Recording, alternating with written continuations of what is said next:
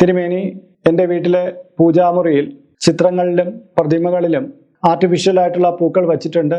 ചില മാലകൾ കടകളിൽ നിന്ന് മേടിച്ച് തൂക്കിയിട്ടുണ്ട്. ഈ അടുത്ത കാലത്ത് എൻ്റെ ഒരു കൂട്ടുകാരി പറഞ്ഞു, ഇതെല്ലാം തെറ്റാണ്, ഇങ്ങനെ ചെയ്തു കഴിഞ്ഞാൽ ഈശ്വരാധീനം കുറഞ്ഞു പോകും, ഇത് പാടില്ലാത്ത കാര്യമാണ് എന്നൊക്കെ. ഇതിൽ വാസ്തവമുണ്ടോ ഒന്ന് പറഞ്ഞു തരാമോ?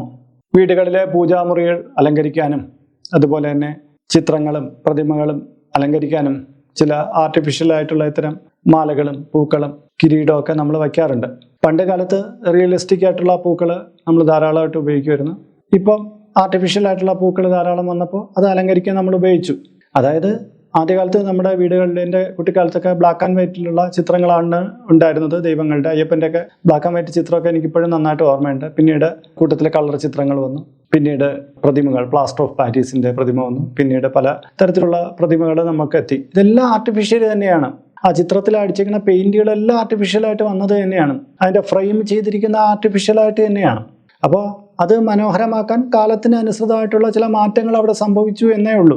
അപ്പോൾ ആർട്ടിഫിഷ്യലായിട്ടുള്ള പൂക്കൾ നിങ്ങൾ ചാർത്തി എന്ന് പറഞ്ഞാൽ തെറ്റൊന്നുമില്ല. കാര്യം ആ ചിത്രത്തിലെ പെയിന്റ്, ഈ പ്ലാസ്റ്റർ ഓഫ് പാരീസ് എന്നൊക്കെ പറയുന്ന കാര്യങ്ങളെല്ലാം കൃത്രിമമായിട്ട് ഉണ്ടാക്കിയ കാര്യം തന്നെ. അതിനോടൊപ്പം അലങ്കരിക്കാതെ ഉപയോഗിച്ചു എന്നേ ഉള്ളൂ. ഞങ്ങൾക്ക് വേണമെങ്കിൽ ഒരു മാല കോർത്ത് ചിത്രത്തിൽ കൂട്ടത്തിലിടാം, പിന്നെ കുറച്ച് യഥാർത്ഥ പൂക്കൾ കൊണ്ടുവയ്ക്കാം. ഇതൊന്നും നിങ്ങൾക്ക് ആവാം. അത് ചാർത്തിയിരിക്കുന്നതുകൊണ്ട് എന്തെങ്കിലും ദോഷമുണ്ടോ എന്ന് ചോദിച്ചാൽ ഇല്ല.